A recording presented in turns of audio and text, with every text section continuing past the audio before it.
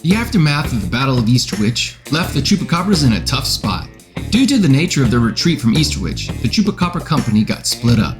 The 13th and 14th Lance escaped further into the Hazi Valley, and the remnants of the 15th Lance escaped towards Sinnahelm. Now, one thing to note, the game is currently nearing the end of Phase 1 of the war, which means both sides will be receiving reinforcements and additional war chest points from their patrons. The Chupacabras will receive resources from the Alyina Mercantile League, and House Corbin will receive from the Vesper Marches. Each patron had different goals and objectives, so that will influence the calculation of victory points that in turn influences the additional war chest points the players will receive for Phase 2 of this war. With that said, currently both sides are running pretty low on war chest points to fuel their attacks, but the Chupacabras have more war chest points in reserve than that of House Corbin, and she decided to go on a spending spree to quickly reinforce the Chupacabras' southern flank. Utilizing Aerodyne dropships, 2 mech lances were dispatched to Tortle Lane, while a lance of armor began its slow drive towards the town as well.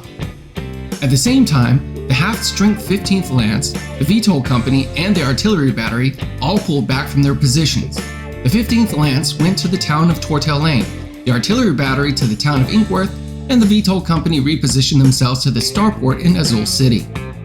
To the credit of the Chupacabra player, she rightly predicted that House Corbin didn't have the resources to attack west towards Reston City. The House Corbin players were too concerned that an attack that deep into League territory would leave their flanks exposed to the League's superior mobility. However, despite this, the Chupacabra player left the 13th and 14th Lance in the Rosenglen in order to keep an eye on the approaches through the Hazi Valley, just in case. Remember the 7th Light Cavalry from Episode 1? Well, that lance had boarded a dropship and is currently sitting in orbit waiting to deploy anywhere to bolster the Chupacabra defenses. Now, while all this was happening, House Corbin wasn't sitting idle. The original intent for attacking into Hazi Valley was to draw forces away from Frigid Cape and Mortarbourne, which the Chupacabra player has now done. However, after capturing Sinnahelm without any resistance, House Corbin decided to attack the League forces on 2 fronts. First, the 3rd Armored Company was to advance on Frigid Cape, supported by the 1st Mech Company. The remnants of House Corbin's 5th Mech Company, supported by the 2nd Mech Company, was to attack Tortle Lane. In response, the Chupacabra committed the artillery battery to the defense of Frigid Cape and dispatched the VTOLs to support their artillery there. Seeing that the terrain in Tortle Valley was favorable for defense, the Chupacabra player launched a spoiling attack into Tortle Valley. Both of the battles are happening simultaneously, but since the Battle of Tortle Valley is a spoiling attack, the battle will be resolved first. This is the Battle of Tortle Valley.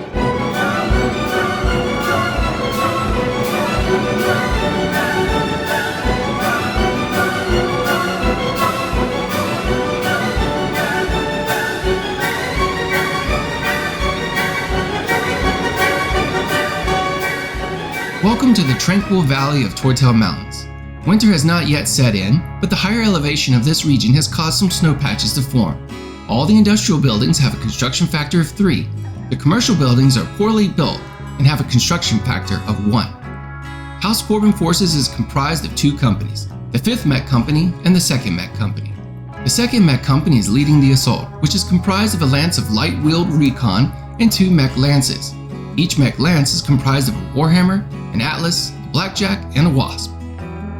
The 5th Mech Company is supporting the attack and will be available to deploy starting in turn 3. However, to deploy each additional lance from support will cost an additional war chest points to the player, a resource that is becoming very scarce. So the House Corbin players need to be frugal with their resources and assets. The 5th Mech Company is comprised of 2 assault lances, red and blue. Each has a Centaurian, Banshee, a Grasshopper, and a Hatchman. Unfortunately, the red assault Hatchman was destroyed in a previous battle.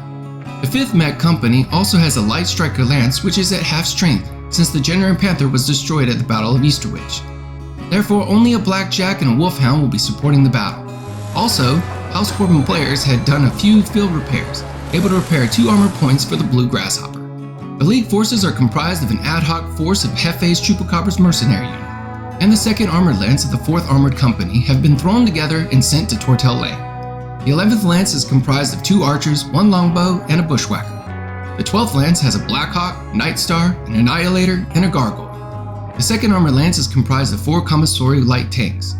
In support and reserve are the remnants of the 15th Lance, which is a rifleman and a marauder, and the Starborn Lance, 7th Light Cavalry, which includes a Fenris, Madcat, and 2 Phoenix Hawks. Since this is a spoiling attack, the Chupacabras are allowed a certain number of turns of movement prior to the attacking force's deployment.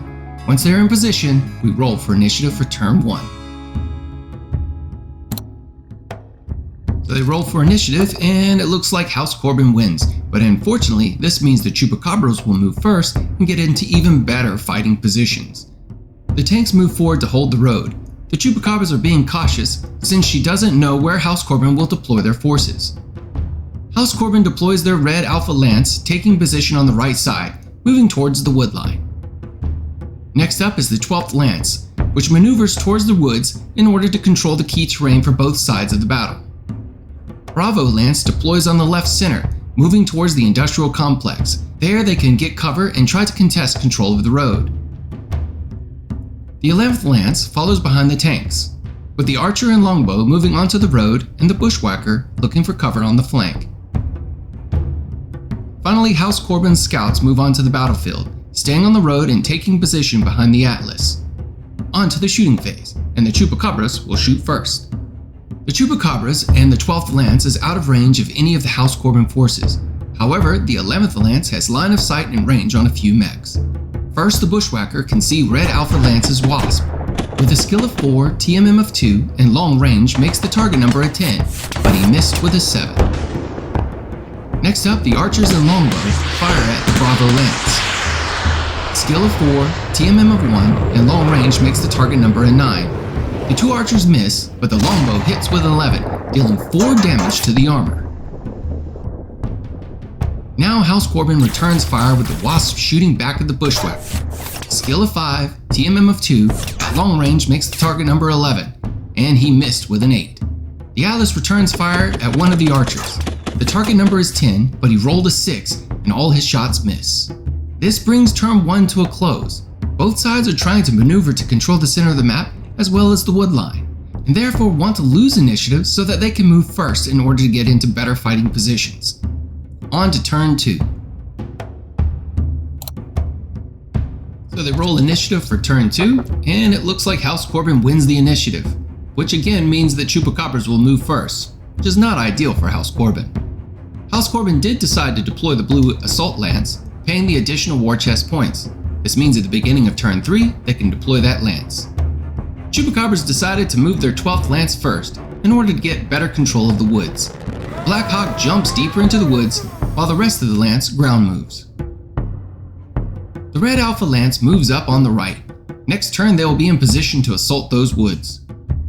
Next up, the Chupacabras split their tank lance, with a pair moving into the woods and the other 2 getting cover behind some of the industrial buildings.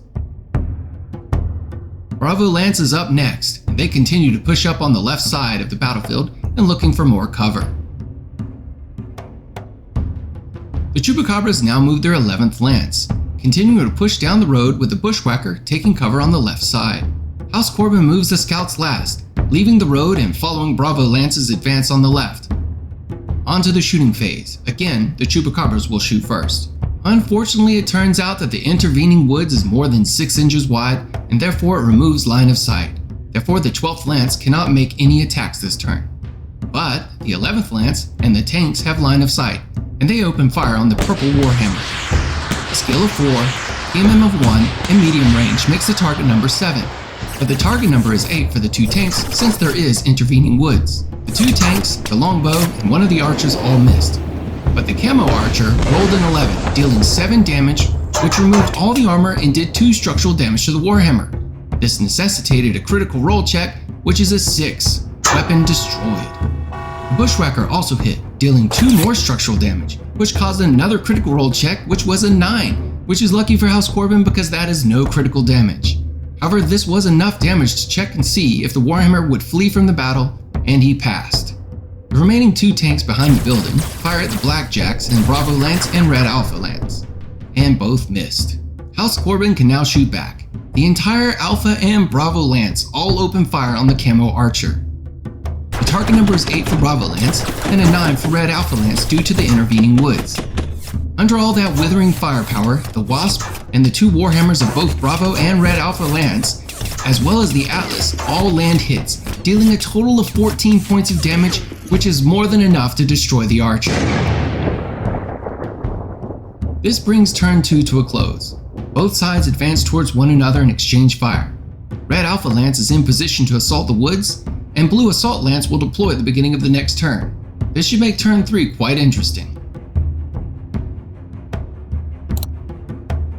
So we do initiative for turn 3, and it looks like Chupacabras have won initiative.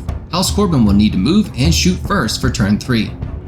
Last turn, House Corbin had paid the cost to deploy the Blue Assault Lance from reserve to the battle, and that lance can now deploy to the battlefield this turn.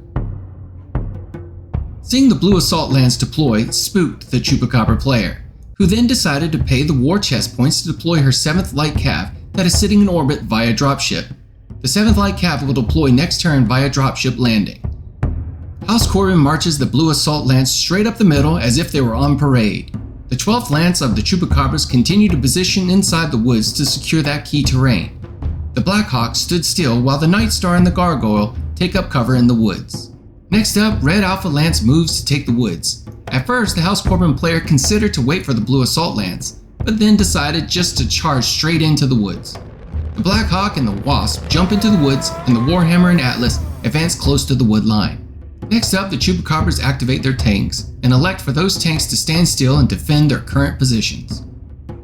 House Corbin's Bravo Lance goes next. The Wasp takes cover at the building, and the severely damaged Warhammer also moves into cover, while the Blackjack advances in the middle. In response, the Chupacabra moves the 11th Lance into cover and lines up shots against the Red Alpha Lance preparing to attack the woods. Then House Corbin activates their final lance, the Scout Lance, which continues to follow the advance of the Bravo Lance. On to the shooting phase. House Corbin will shoot first. Red Alpha's Wasp and Blackjack open fire on the Blackhawk. Skill is 5, +2 since they both jumped. TMM is 0 because the Blackhawk stood still, +1 for intervening woods, and they're at short range, making the target number an 8. They both hit, dealing 6 damage, which removes all the armor and 1 structure point, causing a critical roll which resulted in a 4. Fire control for the Blackhawk is damaged. The Warhammer and the Atlas of Red Alpha Lance, as well as the entire Bravo Lance, fire at the Gargoyle in the woods. Skill is 5, TMM of 2, +1 for the intervening woods at short range, so the target number is 8 for the Warhammer, but the rest of the attackers are at medium range, so their target number is a 10. The Warhammer and Atlas hit, destroying all the armor and causing 2 structural damage. The critical roll is a 7, and movement is reduced for the Gargoyle. The entire Blue Assault Lance, with the exception of the Hatchman, due to the lacking long-range attacks, fires at the longbow with a target number of 11, and all the shots miss. The Scouts decided to get into the fight this turn. They all shoot at one of the tanks in the woods. The target number is 8, with 2 of the Scouts scoring a hit, removing 2 armor points from the tank. Now the Chupacabras shoot back. The Black Hawk opens up on the Wasp. Skill is 4, TM is 3 since the Wasp had jumped, +1 for the intervening woods, but -1 since the Black Hawk had stood still. However, +2 since the fire control of the mech has been damaged. The target number comes to 9, and the Black Hawk rolled a 12, dealing enough damage to outright destroy the Wasp. The Night Star and the Gargoyle take aim at the Blackjack. Skill is 4, TMM is 2 since the Blackjack had jumped, +1 for intervening woods, and they're at short range, so the target number is 7. And they both hit, dealing a total of 12 damage, which is enough to destroy and blow it to smithereens. Next up, the Chupacabra's 11th Lance and several tanks take aim at the Red Warhammer. For the tanks, the target number is 5 due to the intervening woods, standing still and at short range. For the 11th Lance, the target number comes out to 7 due to medium range. The Archer, Longbow, and one of the tanks hit, dealing enough damage to destroy the Warhammer. Wow, House Corbin lost 3 mechs in one turn. Their assault on the woods did not go their way at all. And House Corbin doesn't know that the Chupacabras will be receiving reinforcements via dropship next turn. This attack, though a feint, doesn't look like it's going well for House Corbin. The players roll for initiative, and it looks like House Corbin wins, so the Chupacabras will move first. This is when the Chupacabras revealed their Starborn assault on the 7th Light Cav, deploying via dropship to the battlefield. And I kid you not, one of the House Corbin players, once they realized which unit was hopping off the dropship, said, "Aw man, not these chuckleheads." The Chupacabra's 7th Light Cav has been a thorn in the side of the House Corbin players for the entire campaign, and here they are at this battlefield. The Corbin players thought for a long time, and despite wanting to throw more resources into the battle for the chance to destroy the 7th Cav, they ultimately decided to withdraw.